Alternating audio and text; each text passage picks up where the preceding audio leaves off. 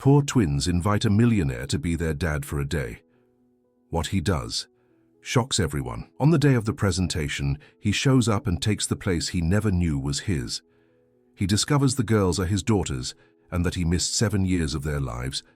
Overcome with guilt, he decides to change everything and win back the time he let slip away. If this story interested you, don't forget to subscribe to our channel and tell us which city you're watching from. We continue.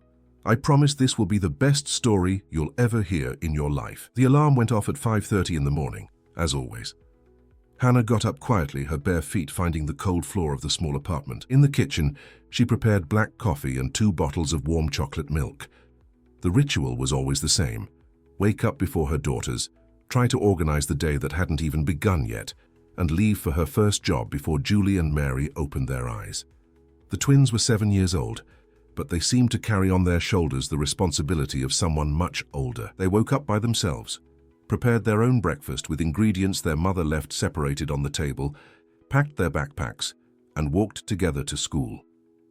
It wasn't by choice, but by necessity. Hannah worked as a cleaner in an office in the morning and as a cook in a restaurant at night. Between one job and another, she only had an hour to see her daughters, help them with homework, and give them a goodnight kiss. Julie was 2 minutes older than Mary, and she never let her sister forget it. She was the one who checked if they had brushed their teeth, if their backpacks were complete, and if the door was securely locked when they left. Mary was more of a dreamer, always making up stories about people passing by on the street, imagining their lives, their families. Both had learned early that complaining solved nothing, that tears didn't fill the refrigerator, and that their mother already carried enough weight on her shoulders.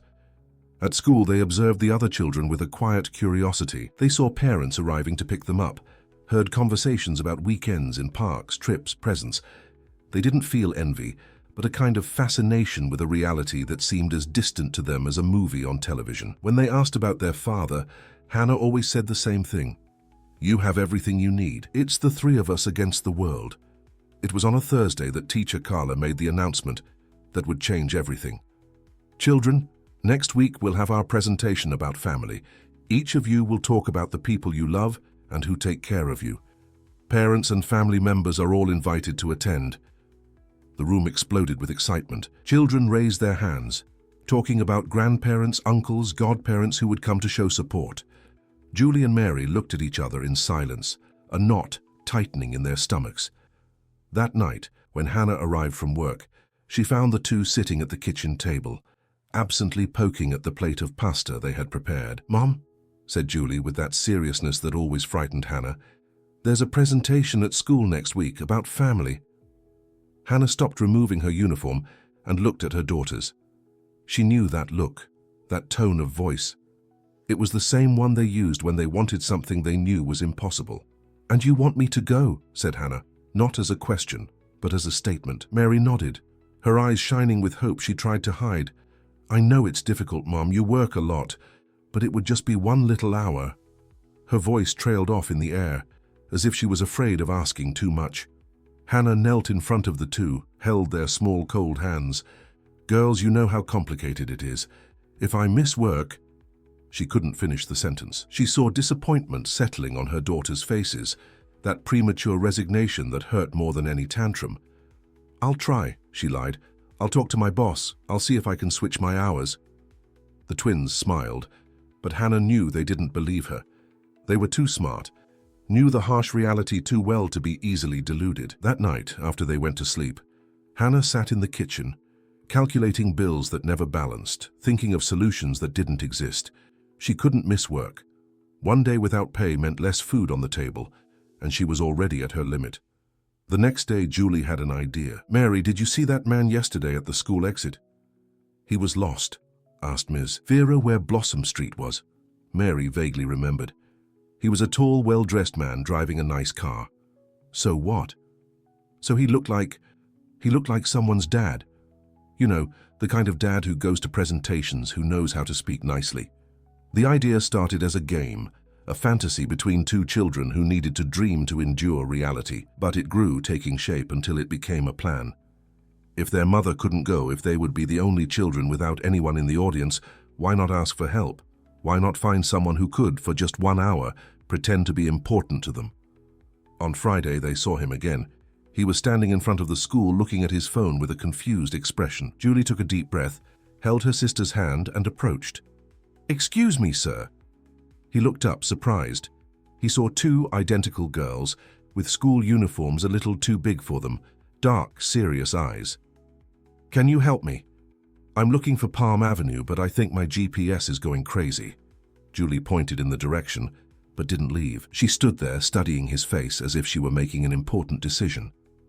"Sir, can I ask you a question?" He nodded, intrigued. "Do you have children?" The question caught him off guard. "No, why?" Julie looked at Mary, as if asking for courage. "Because there's a presentation at school on Monday, about family, and our mum can't come because she works a lot, and we'd be the only ones without anybody watching," Mary added with a low but determined voice. "We wanted to know if you could pretend to be our dad, just for 1 little hour. We wouldn't tell anyone it's not for real." The man remained silent for a long moment, processing what he had just heard. He looked at the two girls, saw the desperate courage in their eyes, the dignity with which they made a request that should have been unnecessary. "Girls," he finally said, his voice softer, that's not something I can do. You understand, right? It would be a lie, and lies can cause problems." He saw disappointment settling on their faces, but continued. "Besides, I'm sure your mum is a wonderful person who takes very good care of you." Julie nodded quickly. "She is. She works very hard to take care of us, that's why she can't come." He crouched down to their level. "You are very brave girls, and very special. I'm sure that even if your mum can't be there, you'll do very well in the presentation." He gave a gentle smile and headed toward his car. Julie and Mary watched him leave, not exactly surprised by the refusal, but carrying a strange sensation that something had changed in that encounter. During the weekend, they rehearsed the presentation. They would talk about Hannah, about how strong and hard-working she was, about how she took care of them even when she was always tired. They wouldn't mention the absence of a father, wouldn't give explanations nobody had asked for.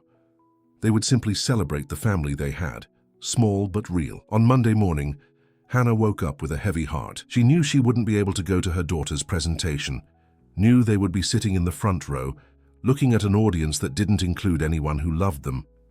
She kissed the two, still asleep, and left for another day of work, carrying with her the guilt that grew every morning. The school auditorium was full when Richard entered discreetly through the back door. He couldn't explain what he was doing there. Since the encounter with the twins on Friday, he couldn't get those girls out of his head. There was something about their courage, the direct and honest way they had made the request, that bothered him in a strange way. For the past 3 days, he'd caught himself thinking about them constantly, imagining what it would be like to sit alone in the auditorium, being the only children without anyone to applaud. He found a place in the last row, trying to go unnoticed. He looked around and saw excited parents chatting among themselves, grandparents adjusting cameras, younger siblings running through the aisles. It was a warm family environment, exactly the kind of place where he never felt comfortable. At 35, Richard had built a financially solid life, but one empty of deep connections. Relationships that lasted a few months, friends who only appeared when they needed something, a routine that revolved around work and superficial entertainment. Teacher Carla went up on stage and began to introduce the children. One by one, they talked about their families with the typical pride of their age, pointing to familiar faces in the audience. Richard found himself looking for Julie and Mary among the children until he finally saw them. They were sitting in the front row holding hands, wearing what seemed to be their best clothes. They had an upright, serious posture, as if they were preparing to face something difficult with dignity. When it was their turn, the two went up on stage holding hands. Julie held a paper with notes. Mary carried a colorful drawing.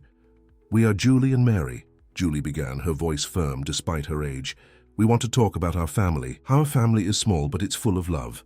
Mary showed the drawing, 3 female figures holding hands under a bright yellow sun. "Our mum's name is Hannah," Mary continued, her voice sweet but clear. "She works very hard to take care of us. Early in the morning, when it's still dark, she's already awake preparing our breakfast. At night, when she gets home tired, she still helps with our homework."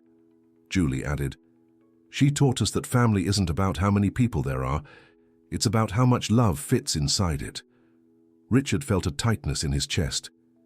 He observed the two girls speaking with a maturity that shouldn't exist in 7-year-old children, describing a harsh reality with genuine gratitude. When they finished, there was polite applause, but he noticed that some people were whispering, looking around for the girls' parents. Julie and Mary came down from the stage and returned to their seats, maintaining their dignified posture. But he saw Mary discreetly wipe away a tear. Something broke inside Richard at that moment. He stood up from the last row and began to applaud, standing with enthusiasm. The sound echoed through the auditorium, drawing everyone's attention. Other parents, infected by the gesture, also stood up. In a few seconds, the entire audience was on their feet, applauding the two girls who looked back in surprise, trying to understand what was happening. When Julie saw him, her eyes widened. She nudged Mary, who also recognized him immediately. It was the man from Palm Avenue, the one who had gently refused their request. But now he was there, applauding as if he were really important to them. The girls looked at each other, confused but touched, and waved shyly in his direction. After the presentation, Richard waited outside the auditorium. He didn't know exactly what he would say, but he knew he couldn't simply leave. When the twins came out, looking for him with their eyes, he approached with a hesitant smile.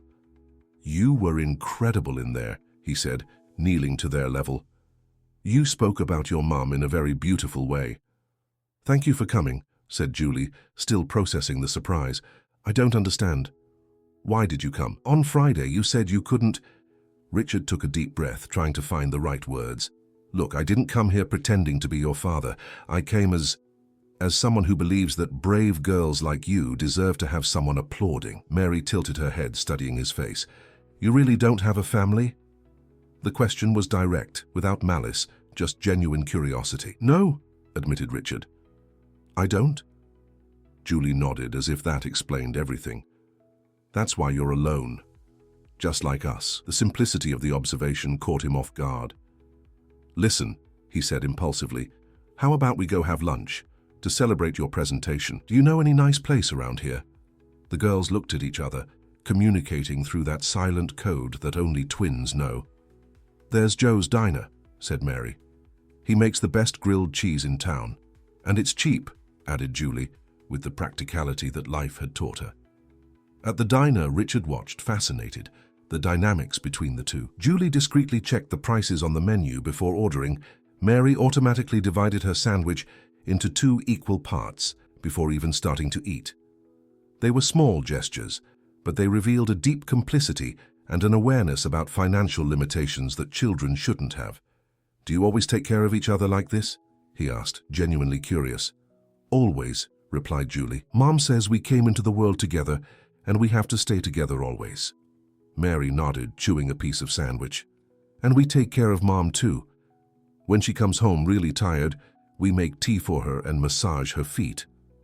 Richard found himself talking about his own life, more honestly than he had in years. He talked about his job at the consulting firm, about how he had grown professionally but felt increasingly distant from people. "My house is big, but it's very quiet," he admitted. "Sometimes I go for days without really talking to anyone." "Why don't you get a family?" asked Mary, with the naturalness that only children possess for asking deep questions. Richard laughed, but it was a laugh without joy. "It's not that simple. Family isn't something you buy or arrange. It has to happen naturally." Julie frowned, thoughtful. "But we arranged ourselves. We found you on the street and you came to our presentation. Isn't that natural?" The childish logic completely disarmed him. During lunch, he discovered that the girls woke up alone, prepared their own breakfast, went to and came back from school without supervision. He discovered that they helped their mother with household chores, that they knew the prices of food at the market, that they had developed a touching and worrying independence at the same time. When they said goodbye at the door of the diner, Richard found himself promising to come back. "Can I visit you sometimes? Bring some books? Maybe help with homework?" The girls looked at him with a mixture of hope and caution. Julie, always the practical one, asked, "You won't disappear after a few days?" The question revealed a painful maturity about abandonment and disappointments. "I won't disappear," he promised, surprising himself with the firmness in his own voice. "You can count on me." That afternoon, as he drove back home, Richard wondered what he was doing. He had no experience with children, didn't know how to deal with the complexity of a delicate family situation. But there was something about the twins that had touched a part of him he thought was asleep forever. The following Monday, he showed up at the school exit with 2 storybooks he had bought over the weekend. The girls received him with genuine smiles, and he found himself walking with them to the apartment where they lived. The building was old, the elevator noisy. But when Julie and Mary opened the door and invited him in, Richard had the strange sensation of arriving home for the first time in years. Richard's visits became a routine. 3 times a week, he would appear at the school exit with small gifts. Used books he found in thrift shops, notebooks with colorful covers, colored pencils that had lost only a few tips. He never brought anything too new. He had learned that the girls felt uncomfortable with expensive gifts, as if they felt they owed something in return. Julie and Mary waited for him at the school gate, always punctual, always holding hands. He had discovered that Julie liked math and had a way with numbers, while Mary preferred English and was always making up stories. He spent the afternoons helping with homework, listening to the imaginary adventures Mary created, teaching mental calculation tricks to Julie. The apartment where they lived was small but organized. It had 2 tiny bedrooms, a living room that also served as a kitchen, and a bathroom that could only fit 1 person at a time. The walls had some of the girls' drawings attached with adhesive tape, and the refrigerator was decorated with little gold stars they earned at school for good behavior. It was simple, but there was love in those small details. Hannah always arrived at 7 in the evening, exhausted from her first job and ready to rush to the second. In the first meetings with Richard, she was polite but distant, clearly suspicious of his intentions. "The girls said you've been helping them with homework," she said one Thursday, still wearing her cleaner's uniform. "It's very kind of you, but we don't want to bother you." "It's no bother at all," replied Richard, putting the books in his backpack. "Julie and Mary are special children. It's a pleasure to spend time with them." Hannah studied his face, looking for signs of falsehood or ulterior motives. She had learned to distrust free generosity, especially when it involved her daughters. The weeks passed and Richard became a constant presence in the twins' lives. He discovered that they had never been to an amusement park, that they didn't know how to ride bicycles, that they considered going to the mall too special a program to be real. He began taking them on small adventures: ice cream in the square, matinees at the cinema, walks in the city park. It was during one of these walks that Mary asked the question he feared. "Uncle Richard, why do you like us so much?" He stopped walking, looked at the 2 girls who were watching him with genuine curiosity. "Because you're special," he finally said. "You teach me things I had forgotten." Julie frowned. "What kind of things?" "How good it is to come home and have someone waiting. How nice it is to have lunch with people who care about you. How important it is to take care of each other." Richard's frequent visits began to draw attention. Teacher Carla approached him one afternoon when he was picking up the girls from school. "Mr. Richard, can I talk to you for a minute?" He nodded, noticing the serious tone of the conversation. "The girls talk about you a lot lately. I know you've been kind to them, but, well, I don't exactly know what your relationship is with the family." "There is no relationship," replied Richard, honestly. "I met Julie and Mary by chance and became fond of them. That's all." Carla hesitated, clearly uncomfortable. "I understand your intentions are good, but as an educator, I need to be concerned about the children's safety. A single man with no family ties to them, spending so much time—" She didn't finish the sentence, but Richard understood perfectly. "You're right to be concerned," he said, keeping calm. "I understand the situation is unusual. If you believe it's necessary, I can stop visiting them." But even saying this, he felt his heart tighten. The idea of not seeing Julie and Mary anymore, of going back to his silent house, of losing that joy he had discovered, was unbearable. Carla talked to Hannah the next day. During the lunch hour, she managed to fit between her 2 jobs. "Hannah, I need to talk to you about a man who has been picking up your daughters from school. The girls call him Uncle Richard." Hannah immediately tensed up. She knew Richard, knew he had been kind to the girls, but hearing it from a teacher made all her protective instincts awaken. "Has he done anything to them?" she asked, her heart racing. "No, nothing like that," Carla hastened to say. "The girls speak of him with affection, say he helps with homework, that he takes them for ice cream. But Hannah, don't you find it strange? A single man without children, taking such an interest in 2 children he barely knows." That night, Hannah confronted Richard. She arrived home earlier, found him sitting on the living room floor with the girls, helping Mary write an essay about friendship. "Girls, go to your room to do your math homework. I need to talk to Uncle Richard." Her tone was different, colder, and Richard immediately realized that something had changed. "The girls' teacher came to talk to me today," Hannah began, as soon as they were alone. "She's concerned about the amount of time you spend with them, and so am I." Richard stood up, trying to stay calm. "Hannah, I understand the concern. Say, if I were in your place, I would be suspicious too. So explain to me," she said, crossing her arms. "Why would a man like you be interested in two poor children he happened to meet on the street? What do you really want?" The implicit accusation in the question hurt more than Richard expected.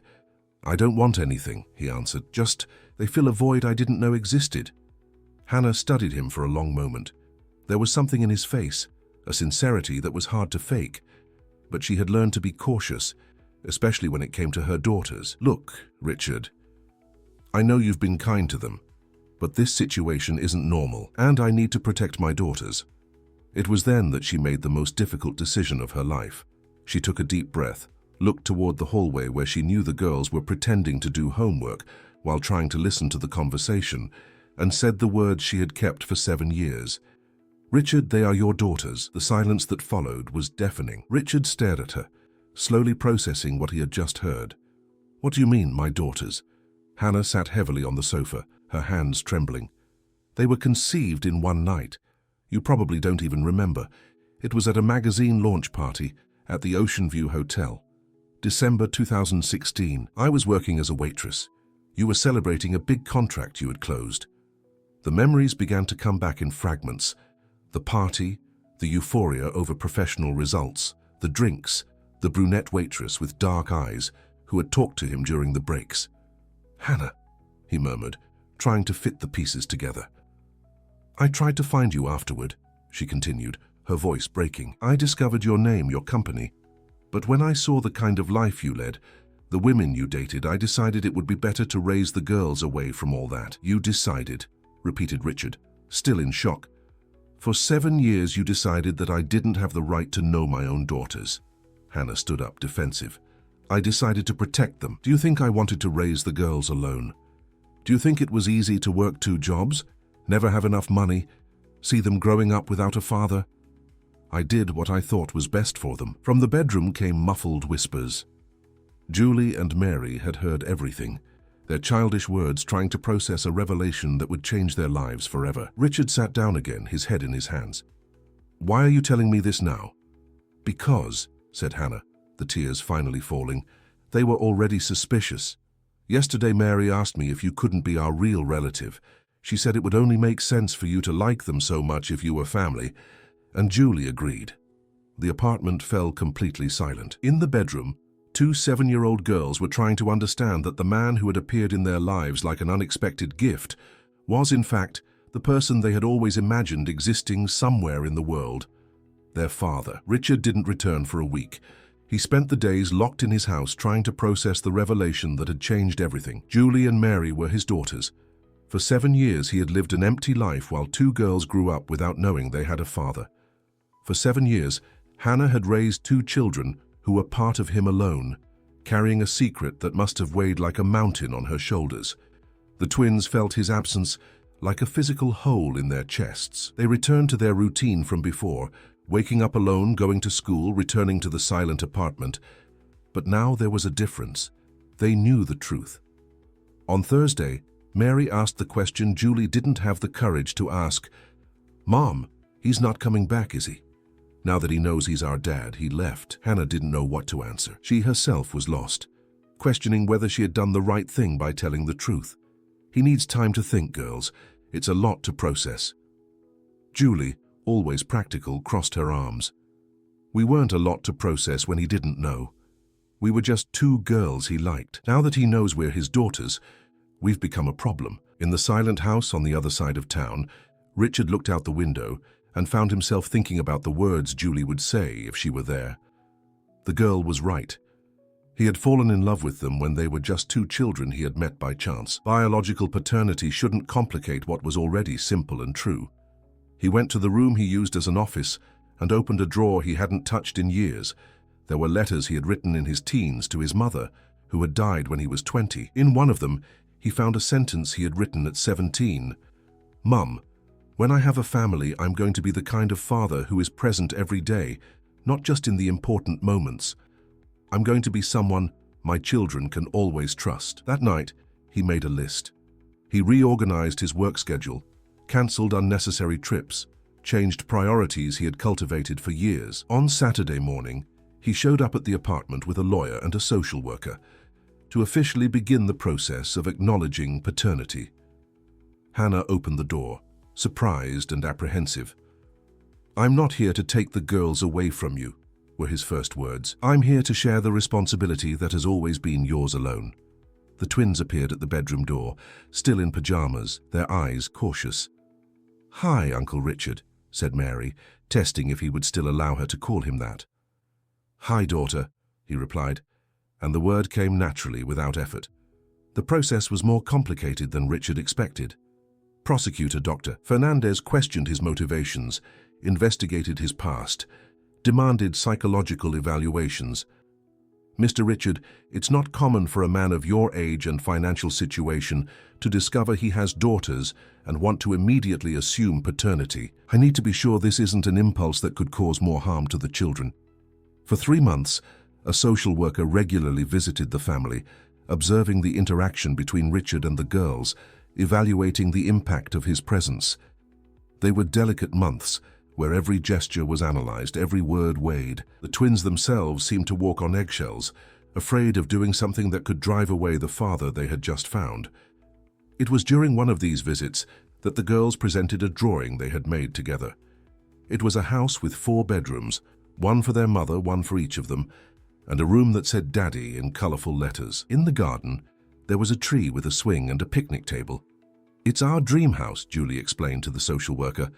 "There's room for everyone." Richard was moved by the drawing. That night, after the social worker left, he called Hannah for a conversation. "I want to buy a house," he said. "A house like the one in the girl's drawing." Hannah looked at him suspiciously. "Richard, you don't need to do this. They didn't draw it expecting you to buy a real house." "I know," he replied, "but I want to do it. Not out of obligation, but because for the first time in my life I have a real reason to have a real home, not just a place to sleep."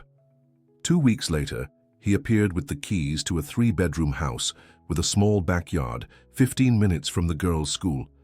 The house needed some repairs, and Richard made a point of involving the twins in the process. Julie chose the color of the walls in her room. Mary decided where to plant flowers in the garden. Hannah, still wary but seeing the genuine joy of her daughters, agreed to move in when the repairs were done. Moving day was special. The girls ran through the empty rooms shouting with joy, testing the echo of their voices on the still unfurnished walls. Richard assembled the bunk beds he had bought for them. Hannah organized the new kitchen, and for the first time in 7 years, the 3 had the feeling they were building something together. On the first night in the new house, Richard went to say goodnight to the girls. He found the 2 lying in the same bunk, whispering in the dark. "Dad," said Mary, trying out the word that still seemed new on her tongue, "thank you for coming to our presentation that day." Julie added, "We always knew you would show up. We just didn't know when." The following months brought challenges none of them had foreseen. The neighborhood speculated about the family's situation. Some schoolmates made nasty comments about Richard being a bought dad, and Hannah's former boss fired her, irritated with the changes in the work routine. But they faced everything together, creating a silent wall of protection around the family they were building. Richard learned to braid the girls' hair. Hannah finally got a job with fixed hours, and the twins discovered the pleasure of having an adult available to help with homework every night. It wasn't a perfect process. There were arguments, misunderstandings, moments of tension, but something solid was forming between them, something that went beyond biology. The paternity recognition process was finally completed on a rainy Tuesday. Richard accompanied Hannah and the girls to the registry office, where he officially became the father of the 2. The twins wore new dresses he had bought for the occasion and carried a folder with drawings they wanted to show the judge. 6 months later, at the school science fair, Julie and Mary presented a project about genetics they had developed with Richard's help. They explained to the audience how physical characteristics were inherited, how 2 parents could have identical twin daughters, how love could be both biological and chosen. At the end of the presentation, Julie took the microphone and said something that wasn't in the script.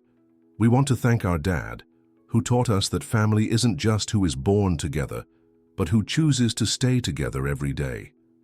Mary added, "And our mom, who was both father and mother for 7 years and now can just be mom, which is already a lot of work." The audience laughed and applauded. Richard, sitting in the front row next to Hannah, felt his eyes water. He looked at the woman beside him, who had raised 2 extraordinary girls alone, and at the twins on the stage, who had taught him that true love sometimes appears disguised as chance on any street corner. That night after the girls went to sleep, Richard and Hannah talked in the garden of the new house. "Do you regret it?" she asked. "That I told you the truth?" Richard looked at the windows of his daughter's rooms, where 2 small lights indicated they were still awake, probably whispering childish secrets. "Never," he replied. "What I regret is missing the first 7 years." Hannah nodded, looking at the stars. "They always knew, you know. Since they were little, they asked about their father, but never in a sad way. It was as if they knew you would appear when the time was right." Richard smiled. 2 wise girls. 2 girls who taught us that family is built every day, with presence, patience, and a lot of love. From the bedroom came a muffled whisper, "Good night, Mom." "Good night, Dad." The 2 laughed, knowing that the twins were pretending to sleep to hear the adults' conversation. "Good night, girls," they answered together, and for the first time in a long time, the word family had the exact weight of 3 people who had chosen each other and decided to stay. The end. Dear listeners, we hope that the story of Julie, Mary, Hannah, and Richard has touched your hearts. This narrative reminds us that family is not just about blood ties, but about choice, presence, and love cultivated daily. To continue this emotional journey, we've prepared a special playlist with equally touching and inspiring stories. You can find it here beside you by clicking to the left of your screens. If this story awakened emotions in you, don't forget to subscribe to our channel and leave that special like on the video. Every day we bring unique narratives that explore the complexity and beauty of human relationships. Don't miss our upcoming content and tell us in the comments, do you believe that love can appear when we least expect it? We'll be waiting for you down below.